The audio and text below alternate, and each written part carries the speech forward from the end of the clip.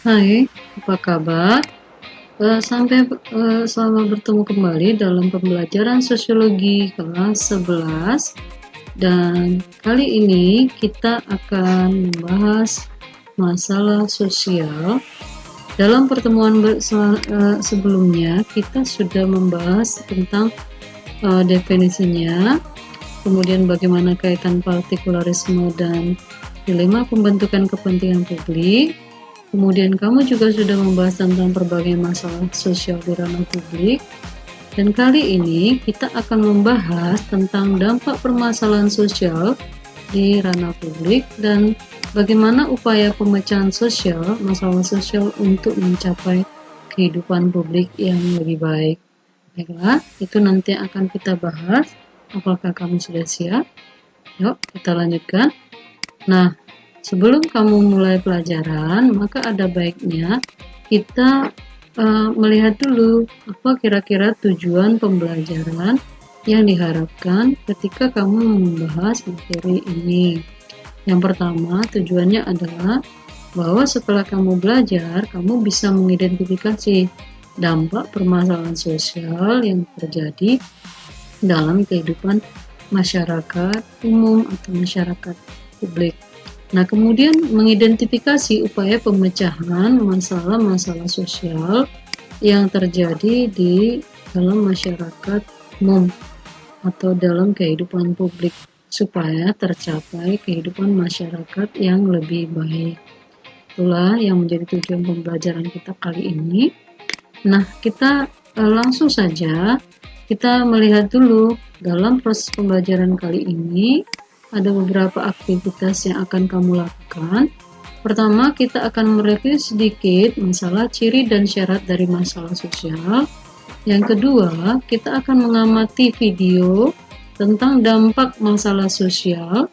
Lalu, yang ketiga, memberikan kesimpulan isi video tersebut, lalu membahas upaya pemecahan masalah sosialnya, dan yang terakhir mengerjakan soal-soal latihan. Oke, semoga kamu dapat mengikuti semua proses yang diberikan dengan sangat baik ya. Oke, kita lanjutkan. Yang pertama, masalah sosial dalam reviewnya. Pertama, kita harus mengingat kembali bahwa ketika suatu masalah disebut masalah sosial, ada kriteria utamanya, yaitu bahwa ada ketidaksesuaian antara dasein dan dasaran di dalam masyarakat, bahwa apa yang diharapkan masyarakat dan apa yang terjadi tidak sesuai ya, sehingga itu dianggap sebagai masalah sosial. Nah, kemudian dari mana datangnya masalah sosial tersebut? Masalah sosial bisa bersumber dari masalah sosial lainnya. Misalnya kemiskinan akan menimbulkan apa? Mungkin muncullah gelandangan ekonomis, atau muncullah yang namanya perumahan kumuh, dan sebagainya. Nah, itu dia sumbernya. Nah, bagaimana dengan pihak yang menetapkan permasalahan sosial tersebut? Siapa yang bisa menetapkan bahwa itu menjadi masalah sosial atau bukan masalah sosial? Ya, tentunya adalah masyarakat banyak. Ketika masyarakat banyak mengatakan suatu masalah sudah menjadi persoalan atau masalah sosial, atau masyarakat menganggap itu suatu masalah, maka itu bisa dikatakan sebagai masalah sosial. Akan tetapi, perhatian dari masyarakat tidak menjadi tolak ukur apakah suatu masalah sosial itu bisa dikatakan sebagai masalah sosial. Tidak. Dengan kata lain, biasanya meskipun masyarakat menaruh perhatian terhadap suatu masalah, bukan berarti masalah itu secara otomatis menjadi masalah sosial. Tapi ada kalanya meskipun masyarakat tidak menaruh perhatian terhadap masalah tersebut, maka bisa jadi masalah itu pun bisa menjadi masalah sosial. Jadi perhatian masyarakat itu tidak menjadi penentu. Karena apa? Karena ada kecenderungan semakin jauh jarak sosial masyarakat, maka semakin sulit suatu masyarakat menaruh minat atau perhatian terhadap suatu masalah, meskipun itu adalah suatu masalah yang sebenarnya sudah menjadi masalah sosial. Nah, jadi ada penentu lainnya gitu ya. Itu yang menyebabkan bahwa perhatian masyarakat tidak menjadi penentu suatu masalah sosial. Nah, kemudian yang berikutnya ada yang disebut nanti manifest social problem dan latent social problem. Apa maksudnya manifest social problem dan latent social problem? Nah, yang disebut dengan manifest social problem adalah suatu permasalahan sosial yang terjadi akibat dari kepincangan dalam masyarakat karena tidak sesuainya norma dan nilai sosial dalam masyarakat tersebut. Itu yang disebut dengan manifest social problem. Jadi kalau dia suatu masalah disebut masalah sosial jika itu berlawanan dengan nilai-nilai dalam masyarakat atau bertentangan dengan nilai-nilai masyarakat. Nah, lalu ada yang disebut dengan latent social problem. Jadi kalau dia latent social problem adalah suatu persoalan atau masalah yang sulit diatasi karena walaupun masyarakat tidak menyukainya, tetapi masyarakat tidak berdaya mengatasinya karena masyarakat kadang-kadang tidak mengakui bahwa masalah itu ada gitu. Tidak mengakui bahwa masyarakat itu ada. Karena dia merupakan sampingan atau akibat sampingan dari proses yang lain gitu. Jadi kadang-kadang tidak terlihat atau tidak diakui sehingga sulit untuk mengatasinya. Contoh bahaya laten korupsi. Ada kalanya orang mengatakan bahwa yang namanya mencuri waktu atau buang-buang waktu itu bukan sesuatu yang salah atau tidak masalah. Tapi kenyataannya bahwa yang namanya membuang waktu atau tidak mengerjakan tugas tepat waktu oleh pejabat pemerintah atau oleh petugas-petugas yang ditetapkan di kantor-kantor pemerintah itu adalah sesuatu yang dianggap salah, sebenarnya salah gitu. Itulah yang disebut dengan latent social problem. Nah, itu termasuk korupsi waktu ya. Misalnya sudah jam kerja tapi belum juga masuk, padahal jam istirahat hanya 1 jam, diperpanjang jam istirahatnya gitu ya. Itu termasuk adalah latent social problem gitu ya. Nah, jadi itu yang menjadi kriteria yang disebut dengan masalah sosial. Singkat saja. Nah, kemudian nanti bahwa yang namanya masalah sosial itu tentu ada kriteria ataupun hal-hal yang menentukan apakah itu masalah sosial atau tidak. Nah, Vincent and Parillo mengemukakan 4 hal yang menjadi kriteria utama dari suatu masalah sosial. Yang pertama, sesuatu dikatakan masalah sosial jika masalah tersebut bertahan untuk suatu periode atau waktu tertentu. Artinya, jika suatu masalah hanya bertahan misalnya 1 hari, 1 minggu, maka itu bukan dianggap sebagai masalah sosial. Jika masalah itu sudah berlarut-larut dan sudah meresahkan masyarakat, maka itu akan disebut dengan masalah sosial. Ya. Kemudian yang kedua, jika suatu masalah dirasakan dapat menyebabkan kerugian fisik dan non-fisik bagi individu ataupun masyarakat, maka itu sudah dianggap sebagai masalah sosial ya. Jadi sudah merugikan bagi masyarakat, itu disebut sebagai masalah sosial. Berikutnya, merupakan pelanggaran terhadap nilai-nilai maupun standar-standar sosial yang ditetapkan oleh masyarakat ketika suatu keadaan atau kondisi itu bertentangan dengan nilai, melanggar nilai-nilai dalam masyarakat atau standar dalam masyarakat. Standar yang ditetapkan oleh masyarakat adalah kehidupan yang sejahtera itu dengan pendapatan di atas 2 US dollar misalnya per harinya. Ketika ada yang memiliki penghasilan di bawah 2 US dollar, bahkan itu meliputi banyak orang, maka tentu itu dianggap sebagai masalah sosial. Nah, kemudian yang keempat, jika suatu masalah dikatakan masalah sosial, maka masyarakat merasa bahwa persoalan tersebut butuh untuk dipecahkan secepatnya. Nanti ini sudah menjadi masalah sosial. Ketika mendesak suatu masalah harus segera diselesaikan dalam pandangan masyarakat, maka itu disebut dengan masalah sosial. baik. Itu ya menjadi kriteria daripada masalah-masalah sosial. Nah, sekarang kita lihat apa sebenarnya yang menyebabkan terjadi permasalahan sosial. Nah, permasalahan sosial bisa diakibatkan karena faktor biologis, ya, itu faktor biologis yang menyangkut fisik manusia atau yang menyangkut kondisi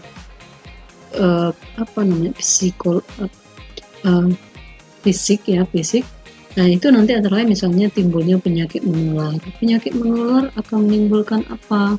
Mungkin seperti sekarang, yaitu kita tidak boleh keluar rumah, lockdown, akhirnya ekonomi terganggu, sehingga pendapatan juga terganggu.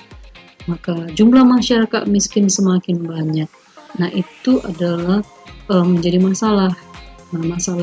Jadi penyebab masalah sosial itu yang dari faktor biologis bisa menjadi faktor sosial. Nah, yang kedua faktor ekonomis. Nah, masalah sosial yang disebabkan oleh faktor ekonomis antara lain misalnya kemiskinan, ya, pengangguran, ya, itu termasuk kepada penyebab masalah sosial. Faktor kebudayaan, misalnya perceraian.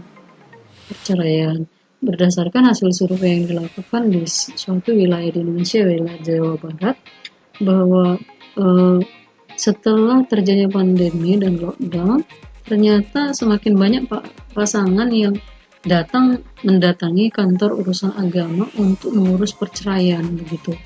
Berarti dampak pandemi tidak hanya berdampak secara biologis, yaitu penularan penyakit menular, secara ekonomis yaitu terganggunya pendapatan, tapi juga bisa menimbulkan aspek sosial seperti semakin banyaknya jumlah masyarakat yang bercerai.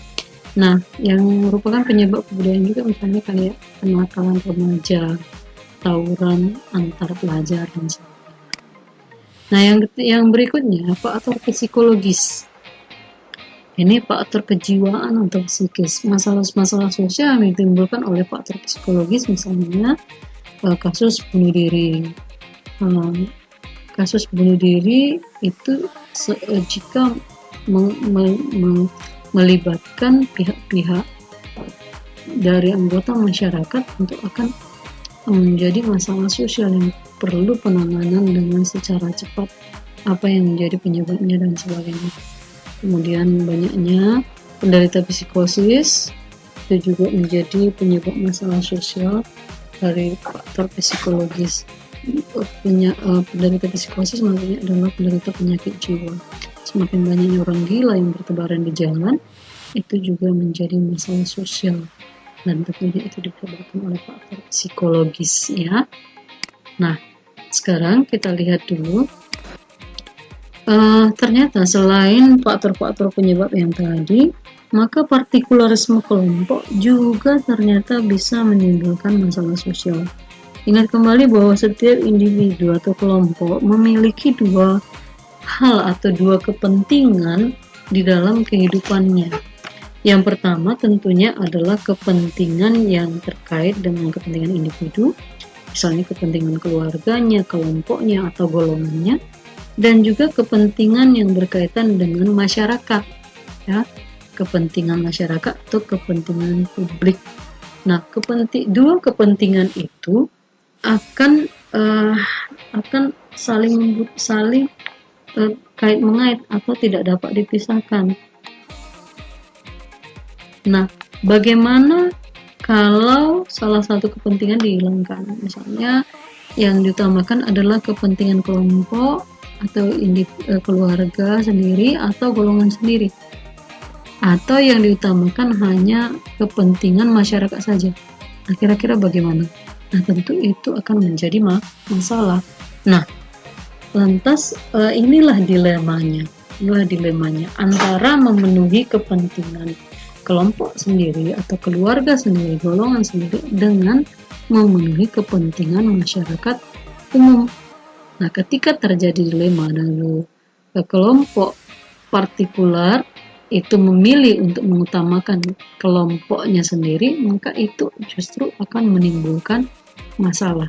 Kenapa? Ketika kelompok penganut partikularisme itu memilih untuk mengutamakan kepentingan dirinya, kelompoknya, dan keluarganya, maka dia akan memiliki kecenderungan sikap egois atau tertutup kepada kebudayaan lainnya.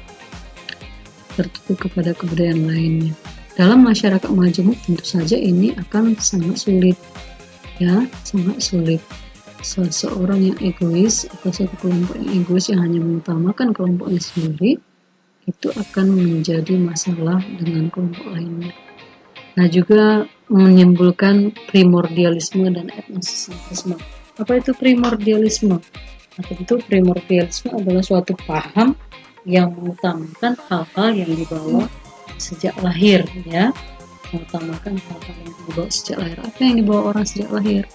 Ya, tentu saja misalnya jenis kelaminnya, sukunya, agamanya, dan beberapa hal lainnya dibawa seseorang sejak lahir.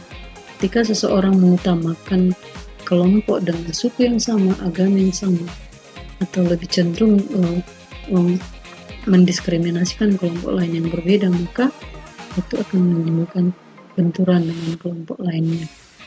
Nah, itu dia. Nah, apakah primordialisme seluruhnya adalah sifat yang negatif? Tentu saja tidak. Secara kalau dia primordialisme dikaitkan dengan kelompok internal, maka itu akan menghasilkan konsolidasi atau penguatan identitas kelompok, ya, penguatan identitas kelompok. Tetapi ketika dia diarahkan kepada kelompok outgroup atau eksternal, maka primordialisme itu akan menimbulkan persoalan. Ya, persoalannya itu yang dimana kelompok yang di luar kelompok tersebut, di luar kelompok partikular tersebut akan merasa dirugikan, akan merasa didiskriminasi. Nah, sementara etnosentrisme itu apa? Etnosentrisme berasal dari kata etnos dan sentrisme. Etnos itu suku, sentrisme adalah pusat. Jadi yang dinamakan etnosentrisme adalah suatu paham yang mana paham ini mengutamakan atau mengukur kelompok lain berdasarkan ukuran kelompok sendiri. Nah, jadi ketika suatu kelompok itu mengukur kebudayaannya berdasarkan kebudayaan orang lain berdasarkan kebudayaannya, maka tentu ini akan menimbulkan masalah dengan kelompok lain, ya, benturan dengan kelompok lain. Itu sebabnya ketika kelompok penganut partikular itu berhadapan dengan kepentingan publik, maka jika kelompok partikular ini mengutamakan kepentingan kelompok atau golongannya di atas kepentingan bersama, hal inilah yang akan menimbulkan masalah sosial. Masalah sosialnya dalam bentuk apa? Yaitu konflik sosial. Konflik sosial itu adalah suatu masalah yang memang tidak hanya secara dalam kelompok kecil, tapi juga secara luas. Kita lihat ini bisa berdampak positif, bisa berdampak negatif. Nah, jadi suatu konflik ketika tidak diatasi itu akan menjadi permasalahan sosial yang besar, ya, permasalahan sosial yang besar. Nah, ini nanti berkaitan dengan pembahasan kita mengenai partikulisme kelompok dan kelompok kepentingan publik, ya.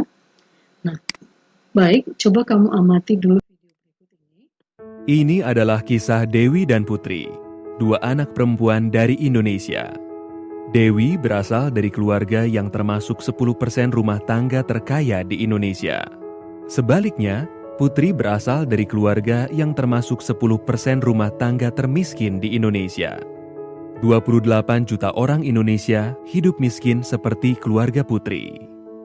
Ketimpangan antara Dewi dan Putri dimulai sejak dalam kandungan. Ibu Putri tidak mampu untuk mengunjungi fasilitas kesehatan formal ketika hamil dan juga tidak mengkonsumsi nutrisi yang sesuai. Akibatnya, Putri lahir dengan berat badan di bawah normal. Ibu Dewi mampu untuk datang ke dokter secara teratur dan mendapatkan asupan gizi yang baik sehingga Dewi lahir normal dengan berat badan yang cukup. 2 tahun pertama, Putri tidak mendapatkan imunisasi yang lengkap dan asupan gizi yang baik. Akibatnya, Putri tidak bisa menyusul tinggi badan Dewi dan malah semakin tertinggal. Dewi besar di rumah yang memiliki saluran air bersih dan toilet. Keluarga Putri tidak memiliki toilet. Karena buruknya sanitasi di lingkungan rumah, Putri sering terkena diare. Penyakit diare menyebabkan pertumbuhan Putri semakin terhambat, sedangkan Dewi terus tumbuh sehat dan tinggi. Kesenjangan antara Dewi dan Putri semakin dalam ketika mereka memasuki usia sekolah. Dewi dimasukkan ke dalam program pendidikan anak usia dini yang mendukung pertumbuhan kognitifnya. Sedangkan Putri tidak, dia hanya tinggal di rumah. Dewi sekolah hingga lulus SMA, lalu melanjutkan ke perguruan tinggi. Putri juga sekolah hingga tamat SD. Namun, karena tingginya biaya untuk buku, seragam, dan transportasi, Putri tidak bisa melanjutkan sekolah. Ia terpaksa tinggal di rumah dan membantu mencari nafkah untuk keluarganya. Setelah lulus sekolah, Dewi mendapatkan pekerjaan yang layak dengan gaji yang tinggi. Putri yang hanya lulus SD harus puas dengan pekerjaan di sektor informal dengan penghasilan yang kecil dan tidak pasti dan perlindungan yang minim. Tanpa pekerjaan yang layak, Putri yang kini telah berkeluarga tidak mampu menyekolahkan anaknya atau membawanya ke fasilitas kesehatan ketika sakit. Karena itu, rantai kemiskinan dan ketimpangan terus menjerat dari generasi ke generasi. Tapi, kisah Putri tidak hanya dialami oleh 10% termiskin. Hampir 68 juta orang Indonesia yang termasuk 40% terbawah hidup sangat dekat dengan garis kemiskinan. Sangat mudah bagi mereka untuk terperosok ke dalam jurang kemiskinan. Gagal panen, kehilangan pekerjaan, atau sakit bisa menyebabkan mereka jatuh miskin. Tapi mari kita mundur sejenak. Bagaimana jika Ibu Putri bisa mendapatkan perawatan yang layak di saat hamil? Bagaimana jika Putri bisa mendapatkan imunisasi lengkap? Bagaimana jika rumah Putri memiliki air bersih dan sanitasi layak? Bagaimana jika Putri bisa sekolah dari TK hingga lulus SMA? Bagaimana jika Putri bisa mengikuti pelatihan keterampilan dan mendapatkan pekerjaan yang layak? Ini tidak hanya bermanfaat bagi Putri, tapi juga anak dan cucunya. Dan apabila anak lain seperti Putri juga mendapatkan peluang yang sama, mereka bisa bermanfaat untuk komunitas mereka. Dan pada akhirnya, mereka akan bermanfaat untuk Indonesia. Tapi ini semua dimulai dari memberikan Dewi dan Putri kesempatan yang sama. Oke, baik. Kamu sudah mengamati videonya. Kira-kira apa yang disampaikan oleh video tersebut? Mengenai apakah dia? Ya, tentu saja kamu sudah memiliki pemikiran sendiri ya. Apa-apa saja yang sudah disampaikan di video tersebut.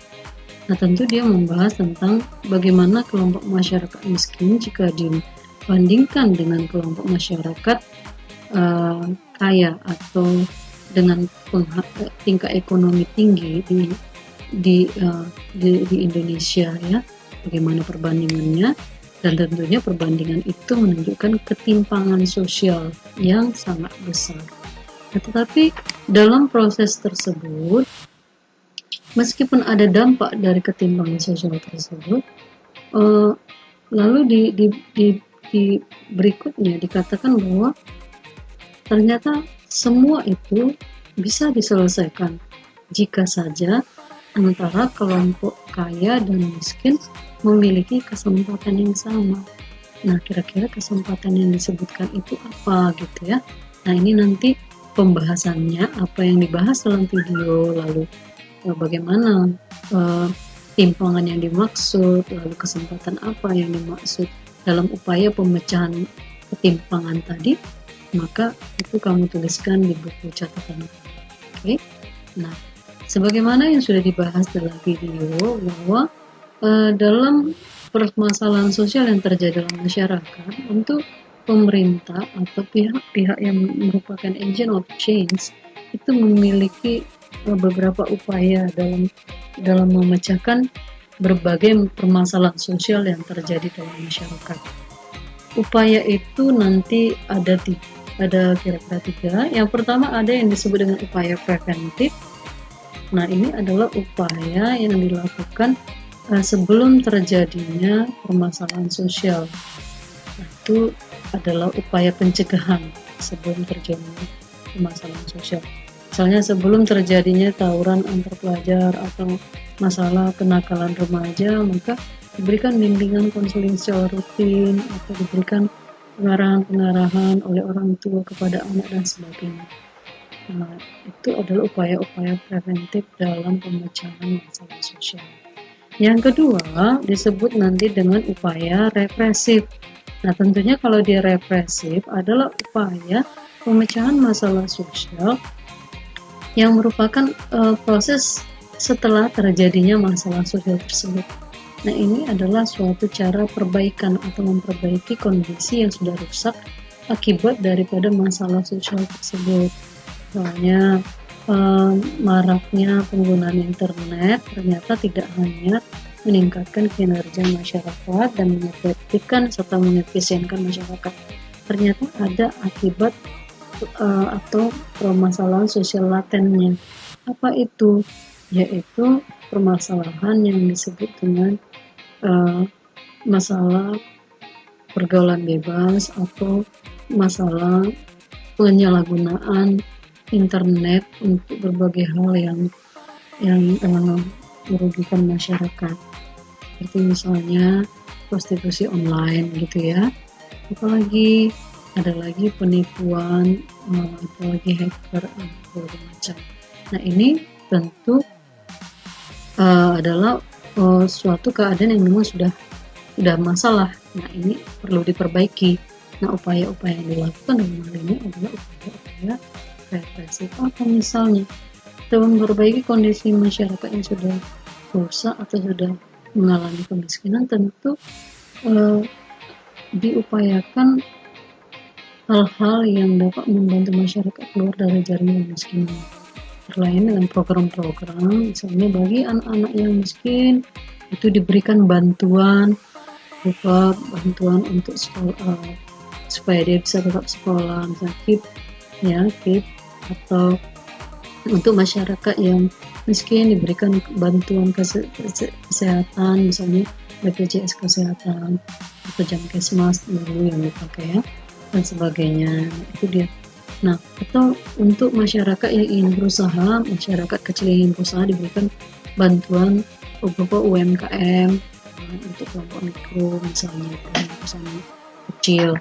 Nah, itu dia upaya-upaya represif. Nah, lalu ada yang namanya perencanaan sosial atau social planning.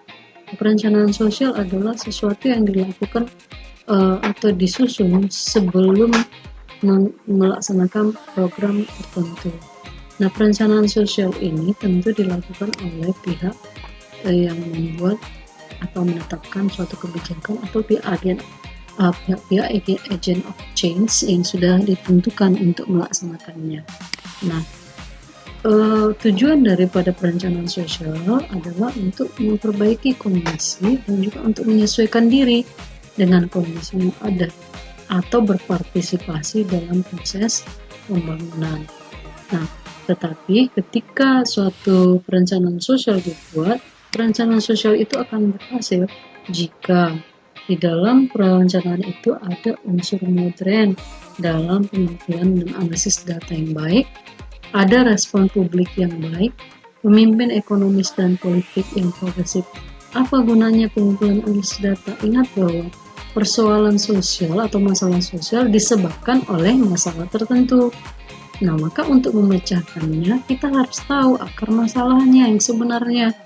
Maka pengumpulan dan analisis datanya harus benar-benar baik supaya hasilnya itu juga dapat mendorong atau menguntungkan bagi perencanaan sosial yang dibuat dalam memperbaiki kondisi yang sudah menjadi masalah sosial.